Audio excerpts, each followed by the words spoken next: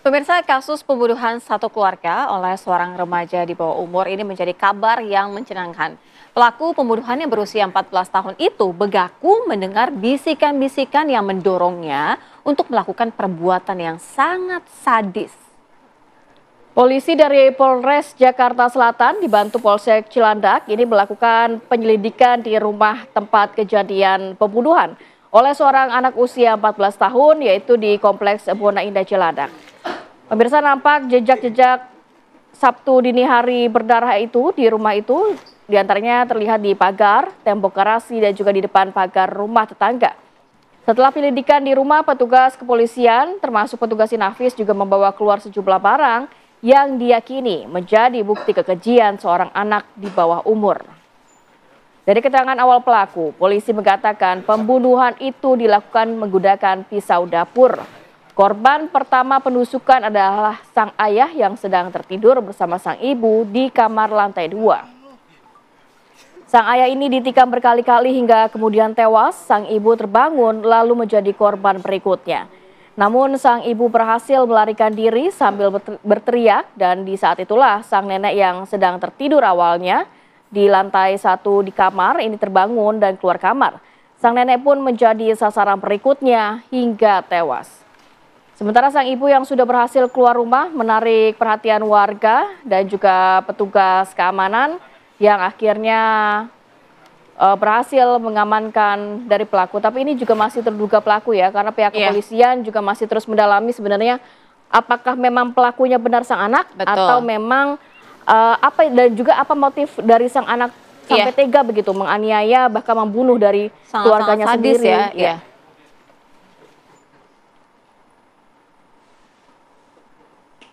Pemirsa, usai diotopsi, nenek yang menjadi korban penikaman oleh cucunya yang masih di bawah umur dimakamkan di TPU Tanah Kusir, Jakarta Selatan. Korban diketahui aktif di sejumlah pengajian. Ruth Megawati dimakamkan Sabtu sore di TPU Tanah Kusir, Kebayoran Lama, Jakarta Selatan. Ruth tewas di tangan terduga ini memang cucu kesayangannya yang baru berusia 14 tahun. Ruth dimakamkan di satu liang lahat dengan suaminya yang meninggal beberapa waktu lalu. Ruth meninggal di usia 69 tahun.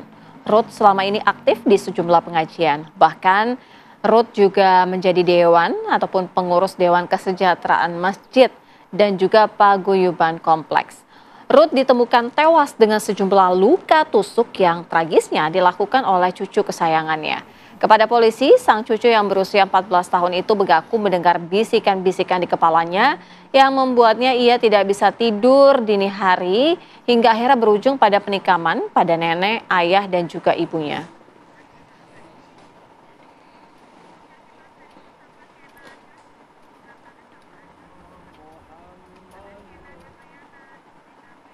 Hingga saat ini polisi masih terus mendalami mengenai kasus ini. Ada dugaan-dugaan bahwa sang cucu ini atau anak berusia 14 tahun dengan tega melakukan penikaman dan juga membunuh anggota keluarganya. Tapi ada juga yang mengatakan bahwa ada informasi bahwa ya ada pelaku yang menggunakan masker. Nah ini kita masih terus menunggu ya dari pihak kepolisian. Untuk informasi terbaru akan disampaikan oleh rekan kami, ada Shena Damayana. Shena, silahkan. Ya, Syafira, memang minggu pagi kayak gini baiknya kita ngomongin hal yang menyenangkan ya, meskipun tidak bisa dipungkiri bahwa Sabtu kemarin memang ini terjadi peristiwa yang mencengangkan di mana diduga anak 14 tahun ini membunuh orang tuanya. Ayah dan neneknya ini dipastikan meninggal dunia, sementara ibunya ini masih mengalami atau masih dirawat di rumah sakit. Nah, saya mencoba untuk mendapatkan dialog dari sisi kriminologis, karena saat ini saya sudah bersama dengan Hanifa Hasna. Mbak, selamat pagi. Terima kasih waktunya untuk TV One. Selamat pagi, Mas Yana. Kalau kita membahas masalah motif, kita biarkanlah polisi yang berbicara hal itu ya. Tapi saya ingin mengetahui, kenapa bisa anak berusia 14 tahun mempunyai mental yang cukup untuk bisa menusuk orang tuanya sendiri? Iya, benar sekali. Kenapa anak 14 tahun punya mental yang cukup untuk melakukan pembunuhan? Itu peristiwa yang sangat-sangat besar.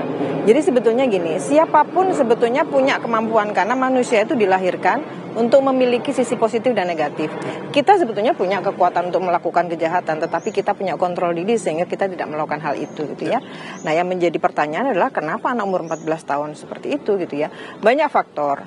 Faktor yang pertama, adanya konflik yang berkepanjangan sehingga anak ini merasa bahwa orang tua atau keluarganya itu menjadi salah satu penyebab dia menjadi tidak bahagia gitu ya, atau tekanan-tekanan yang dilakukan oleh orang tua tanpa kesepakatan, atau mungkin dia punya kepribadian yang salah gitu ya, artinya dia punya sakit secara mental, bisa jadi skizofren yang ditandai dengan delusi dan halusinasi yang membuat seseorang anak itu memiliki pemahaman-pemahaman atau pendengaran-pendengaran atau penglihatan-penglihatan yang tidak bisa dilihat oleh orang lain.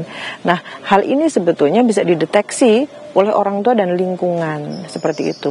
Lalu ada hal-hal lain, mungkin ada dendam atau trauma masa lalu yang membuat anak ini memiliki kebencian yang besar terhadap keluarganya. Biasanya ini disebut dengan familisida, yaitu pembunuhan yang ada dalam sebuah keluarga yang dilakukan oleh bagian dari keluarga itu sendiri. Nah, ini trauma masa lalu ya, menarik sekali. Ya. Ini apakah kita kalau misalkan mengacu dari kronologinya sendiri, ini kan kamar anak ada di lantai 2 nih. Ya. Dia mengambil pisau di lantai 1 dan kembali ke lantai 2. Di lantai 2 ini ada kamar orang tuanya ya, ayah dan ibunya. Ya. Ini dari sisi kriminologi gimana nih? Apakah bisa disebutkan ada target mungkin atau seperti apa? Baik. Untuk anak usia 14 tahun yang mungkin pikirannya itu masih sangat-sangat sangat-sangat sederhana, mungkin yang dia sasar adalah siapa yang membuat dia marah selama ini, tidak nyaman selama ini. Jadi target khusus mungkin itu ada gitu ya. Bisa jadi ini kalau kita lagi sekarang ini kan sedang membicarakan tentang berbagai kemungkinan kan, karena kita belum mendapatkan hasil dari kepolisian. Bisa jadi sebetulnya sasarannya satu, tetapi karena ada saksi yang lain sehingga harus dihilangkan saksi itu, sehingga dia membunuh atau menghilangkan nyawa 2 orang lain gitu ya. Kita nggak tahu. Jadi informasi yang paling kita butuhkan adalah informasi dari saksi yang masih hidup, yaitu ibunya gitu. Tapi sangat-sangat bisa dia punya sasaran pokok, yaitu orang yang pertama kali dihilangkan nyawanya. Oke, karena meskipun kamar neneknya ini ada di lantai 1 ya. Harusnya kalau misalkan ada tujuan hanya untuk membunuh saja, ini neneknya yang terlebih dahulu akan dibunuh oleh anaknya ya. Karena gini Mas, dalam kasus pembunuhan itu kan ada 2 hal ya. Yang pertama itu kan material. Material itu kan segala sesuatu yang berhubungan dengan uang, dengan kedudukan, dengan harta benda gitu ya. Yang kedua imaterial atau instrumental, itu segala sesuatu yang berhubungan dengan psikologis, dengan kemarahan, dendam, kebencian gitu ya. Nah, bisa jadi ini karena instrumental itu berarti kan mengarah terhadap orang-orang yang dianggap membuat dia menjadi tertekan dan lain-lain. Nah, kemarin juga dari pihak kepolisian ada statement bahwa anak ini mengaku mendapatkan bisikan ya. Nah, ini dari sisi kriminolog atau perspektif kriminologis, ini seperti apa nih menyikapi bisikan tersebut yang kita tahu itu nggak bisa dibuktikan gitu. Iya, betul. Tidak bisa dibuktikan, tapi gangguannya itu bisa dideteksi oleh pihak kedokteran. Jadi melibatkan psikiater untuk melihat hasil yang sesungguhnya, apakah dia itu mengalami gangguan atau justru dia akan menggunakan hal ini hanya sebagai alibi. Jadi yang bisa menentukan adalah pihak dokter gitu ya. Tapi walaupun demikian, memang sangat-sangat mungkin karena dari beberapa kasus familisida itu pelakunya adalah orang-orang dengan skizofren, orang-orang dengan halusinasi dan dengan delusi, sehingga dia mampu melakukan kejahatan itu gitu ya. Atau pemahaman-pemahaman bukan delusi, bukan halusinasi, tetapi dia mempunyai pemahaman-pemahaman aneh yang diyakini sebagai suatu kebenaran. Bahkan itu untuk orang lain itu bukan sesuatu yang benar. Jadi kan ada pemahaman itu. Oke pemirsa, kita masih akan memperdalam tentunya kasus ini dari perspektif kriminologis. Tapi di segmen selanjutnya tetap bersama kami. Silakan kembali ke studio.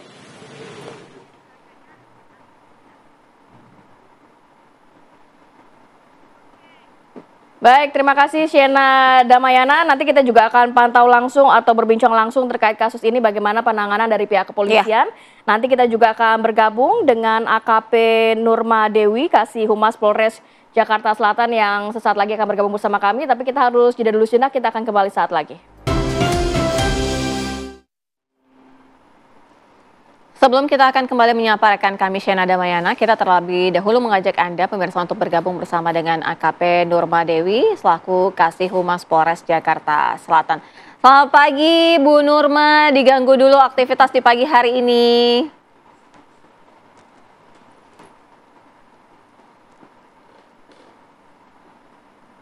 Bu Nurma.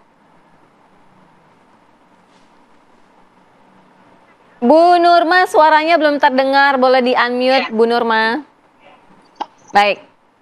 Oh iya, siap. Bu Nurma, Siap, ini Selamat berdasarkan pagi, Mbak. dari apa yang Selamat sudah pagi. dilakukan penyelidikan oleh pihak kepolisian, apakah memang Siap, sudah bisa siap. dipastikan bahwa anak berusia 14 tahun ini merupakan pelakunya? Karena beredar juga rekaman dari Pak RT yang mengatakan bahwa informasinya pelaku ini menggunakan masker. Ya, jadi kita dari kepolisian ini memang mendalami Mbak semua. Jadi dari barang bukti, petunjuk-petunjuk apa saja yang kita bisa ambil, itu yang kita kumpulkan.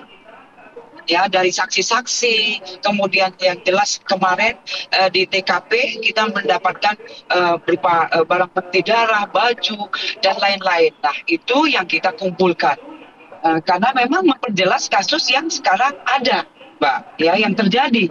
Itu yang sekarang dikumpulkan. Saksi-saksi kemarin sudah dimintain, kemudian yang katanya Mbak juga itu ada ada video, dan itu kita kumpulkan. Itu nanti memperjelas kasus yang fakta yang berbicara nanti, Pak. Gitu, Mbak. Ya, Bu Nurma, apa yang didapati dari video-video mungkin CCTV yang ada di sana? Benarkah di TKP selain keluarga itu ada orang lain atau memang terindikasi mungkin dugaan besarnya kepada sang anak yang baru berusia 14 tahun tersebut, Bu? Ya, sejauh ini masih kita dalami karena memang didalami dengan barang bukti, Mbak. Kemudian dari saksi-saksi yang melihat, mendengar.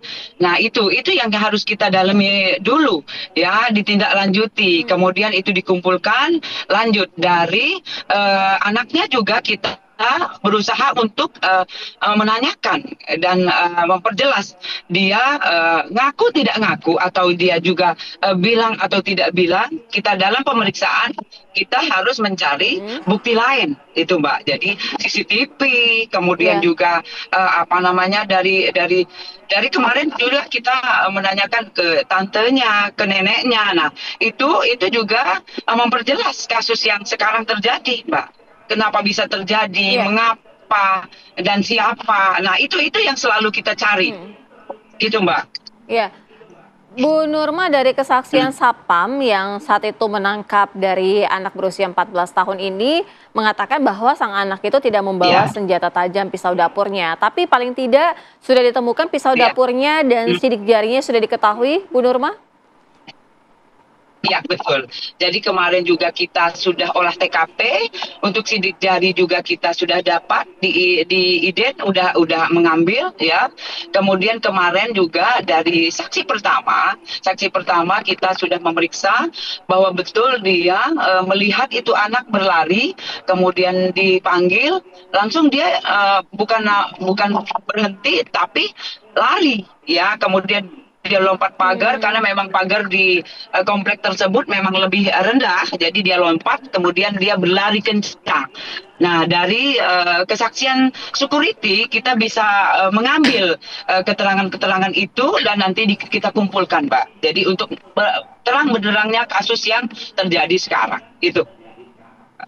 Baik, Bu Nurma, apa yang berhasil didalami oleh pihak kepolisian? Keterangan dari terduga pelaku ini, apakah memang benar sebelum melakukan aksinya begitu, pelaku sempat mendengarkan bisikan-bisikan gaib?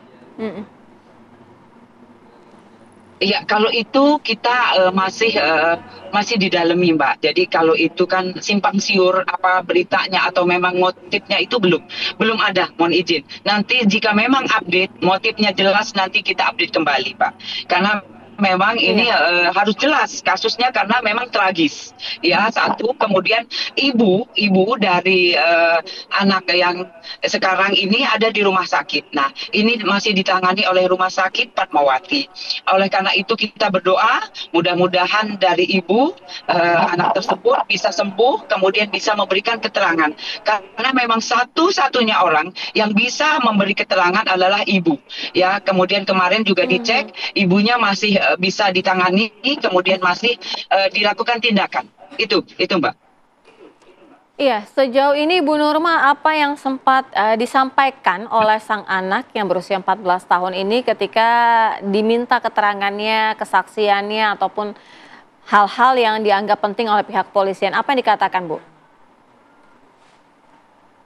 Ya, kalau dia kemarin, kebetulan kemarin kita pertama kali dia datang diamankan ke Polres, kemudian kita ketemu, ya saya juga ketemu Mbak, ya jadi saya tanya, dia hanya diam. Kemudian hanya bengong, ditanya juga tidak menjawab, kemudian terakhir dia nangis. Nah itu, dia nangis. Seakan selayaknya anak kecil, Pak. Jadi kita menanyakan memang harus benar-benar hati-hati. Karena memang walaupun diduga ya dia melakukan, ini kan baru praduga ya, jadi kita harus menanyakan apakah betul ataukah apa-apa saja yang harus kita tanya dengan pelan-pelan karena memang dia di bawah umur. 2010 dia lahir, Pak. Jadi sekarang baru 14 tahun ya. Jadi kemudian kemarin saya hanya menanyakan, "Kamu kenapa, Dek?" Nah, dia langsung mungkin terenyuh, dia langsung nangis.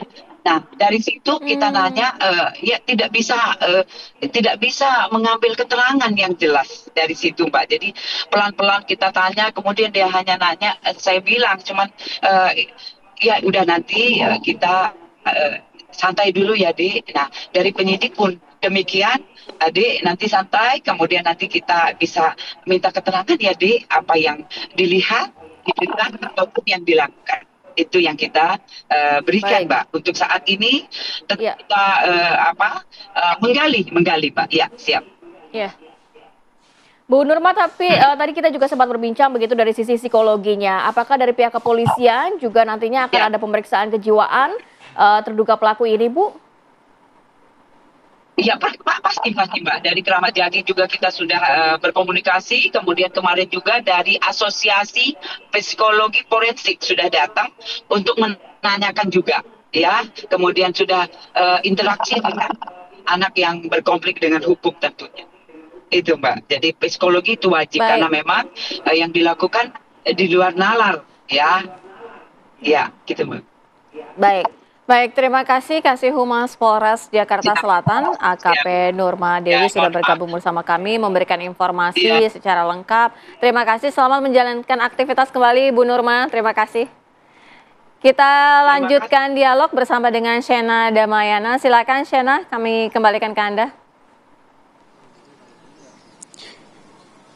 Pemirsa, kita akan kembali memperdalam bersama dengan kriminolog yaitu Mbak Hanifah Hasna. Mbak, tadi sedikit menarik ya, di mana bisikan ini adalah sesuatu yang tidak bisa dibuktikan, tetapi merupakan hal yang sangat penting karena terjadi di penyakit-penyakit tertentu ya, Mbak? Ya. Jadi skizofren itu ada bisikan, ada penampakan, ada melihat sesuatu gitu, ada keyakinan-keyakinan yang orang lain yang normal itu tidak meyakini itu, tapi dia menghayati sebagai pemahaman baru dan diyakinin kebenarannya. Jadi ini memang tidak bisa dibuktikan secara nyata ya kalau bisikan dan penglihatan. Tapi secara gangguan itu bisa dibuktikan oleh psikiater gitu. Jadi perlu melibatkan tim medis untuk memeriksa pelaku ini gitu. Apakah benar ini memang dia ada gangguan atau ini hanya alibi untuk membebaskan diri dari hukuman. Oke, Mbak, ini yang memantik ini apa ya, Mbak? Sebagai trigger dari bisikan ini, apakah terlalu banyak nonton film horor misalkan, atau terlalu banyak dengar lagu dengan lirik yang sensitif, atau bahkan trauma masa lalu? Ini Apa ada triggernya dari probabilitas itu? Kalau skizofren biasanya karena dia memang ada gangguan dari awal gitu ya. Dia memang punya gangguan dari keluarganya gitu ya. Mungkin ada keturunan atau hal yang lain. Tetapi media itu juga sangat-sangat berpengaruh baik terhadap pemahaman atau penghayatan terhadap sesuatu nilai, atau kita nggak tahu ya dia ini mengkonsumsi atau melihat media itu seperti apa. Apakah dia menggunakan games yang mengandung kekerasan atau konten-konten kekerasan, atau hal-hal lain yang membuat dia menjadi lebih agresif. Nah, ini harus dilihat juga, karena ini juga yang bisa membuat seseorang punya kepribadian baru atau karakter baru sesuai dengan apa yang dihayati setiap hari. Oke, Mbak, ini mungkin yang terakhir ya, ini yang juga tidak kalah penting adalah langkah antisipasi. Kita tahu keluarga ini adalah ring satu ya, Mbak. Iya, betul. Kita tahu keluarga ini adalah lingkaran terdalam dan juga terdekat dengan kita. Tapi dalam kasus ini keluarga malah menjadi salah satu ancaman utama.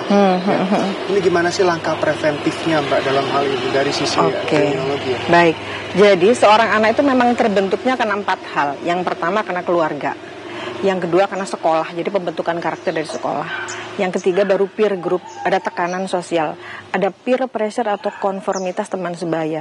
Kita juga nggak tahu kan ya, apakah ini karena temennya itu orang-orang yang abusive gitu sehingga dia melakukan hal yang sama. Dan terakhir itu media.